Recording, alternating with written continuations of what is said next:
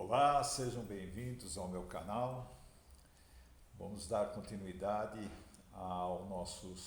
nossas palestras. Eu gostaria de iniciar perguntando se vocês refletiram sobre as dicas que foram apresentadas no meu último vídeo, na minha última palestra. Se houve uma reflexão acerca disso, se faz necessário fazer algumas reflexões. E eu colocaria uma pergunta: você sabe realmente, para você que já é empresário, você que já conduz, gerencia uma empresa, você sabe exatamente qual é o objeto que está registrado de sua empresa? Qual é o objeto principal da sua empresa? Aquele que está registrado? Se não sabe, é importante verificar, porque muitas vezes a empresa, ao ser constituída, ela tem como um objeto uma atividade. E no decorrer do tempo, essa atividade vai sofrendo alterações. E ela pode sofrer uma alteração tal que modifique totalmente. Então, o objeto social da empresa tem que ser muito bem estudado, muito bem analisado e ser estabelecido dentro do que realmente a empresa vai ter como o condutor das suas atividades. Então, o objeto principal da empresa é aquele que determina exatamente o que a empresa fará. O objeto social, ele poderia ser utilizado como fator de definição, o volume de produção da empresa, aquilo que mais ela vai produzir pode ser um fator decisivo para o objeto social. O maior volume também de faturamento, produção, faturamento, enfim, aquilo que norteia a empresa. Agora, lógico que também a empresa terá outras atividades, que são consideradas as atividades secundárias, atividades extras que podem e devem estar atreladas diretamente à atividade principal. Não podemos ter aí uma empresa que esteja enquadrada, digamos, na área do comércio e que sua atividade secundária seja algo totalmente diferente ao comércio, seja indústria. Então, muitas delas têm até no nome, indústria e comércio, mas tem que haver uma definição, porque ao definir o objeto, ele, a partir da sua definição, ele estará direcionando a empresa para, primeiro, quais serão os tributos que essa empresa estará sujeita.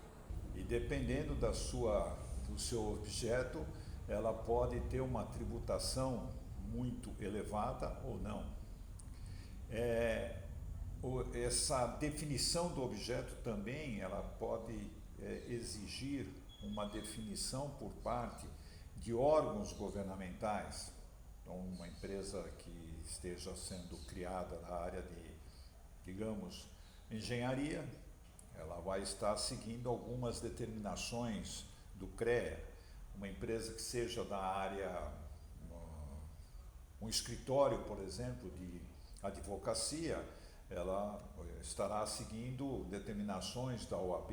Enfim, tudo isso tem uma certa engrenagem que se encaixa uma na outra. E para que isso tenha um efeito correto, exige-se uma importância muito grande, uma atenção muito grande dos senhores ao definir esse objeto. Não é necessário os senhores terem conhecimento do detalhe do objeto social. Para isso, nós temos profissionais, tanto na área do direito, como escritórios de contabilidade. Mas é importante ter conhecimento daquilo que deve ser questionado, daquilo que deve ser debatido para que venha a ser definido claramente o objeto social. O objeto social também interfere e muito na área trabalhista, dependendo daquilo que venha a ser estabelecido como o que será feito pela empresa, qual é o objetivo dela, e o seu objeto social, você vai ter profissionais diretamente ligados a isso. E, junto a esses profissionais, toda uma gama que a legislação trabalhista traz de exigências, de normas, de procedimentos, que serão obrigações que a empresa terá que acompanhar no seu dia a dia. Fazendo um exemplo, a constituição de uma empresa simples, de um comércio varejista, por exemplo, muito diferente de uma empresa que, mesmo que seja uma empresa pequena, uma empresa química, uma empresa petroquímica, em que as exigências são bem diferentes. Eu gostaria de deixar algumas dicas úteis, finais, que possam definir com um pouquinho mais de clareza a participação dos senhores na definição do objeto social. Essas dicas são simples, mas que muitas vezes ajudam, não só na criação, quando estiverem criando uma empresa, como numa análise que eu sugiro que se faça ao seu contrato social para ver qual é o objeto social que ali está registrado. A primeira delas defina com clareza e total certeza o objeto principal e secundário da sua empresa.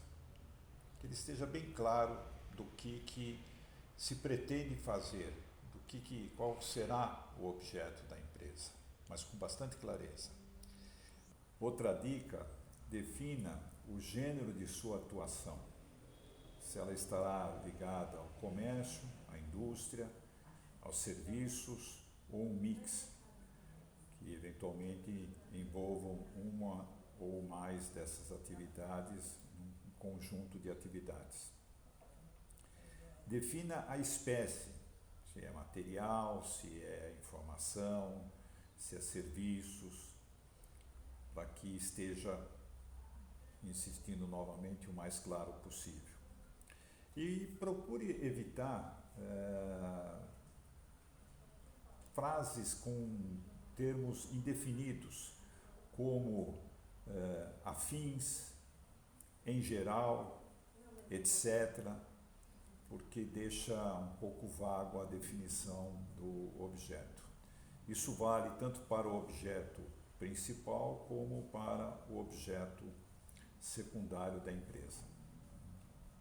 Essas são as dicas e as observações que eu gostaria de deixar para todos, novamente, para que olhem o seu atual contrato social para ver o seu objeto social, como ele está definido, e o compare com a atual atividade da empresa, ou para aqueles que estão iniciando, como muitos estão iniciando com toda essa pandemia, muitas empresas foram criadas, que procurem criá-las com uma definição muito clara do seu objeto social. E com essas dicas você pode questionar o seu profissional do direito que estará auxiliando ou o seu contador. Espero ter ajudado a todos. Continuo ficando à disposição de todos para qualquer dúvida. Tem aí meus endereços para que possam me encaminhar sugestões, perguntas, que estarei com prazer respondendo-as. E espero, numa próxima etapa, que é a segunda e terceira dica que foram apresentadas, e, mais uma vez, continuem conectados, porque a qualquer momento podemos ter alguma notícia vinculada a isso que estamos falando, ou qualquer novidade, e estando conectado, você receberá em primeira mão. Até lá!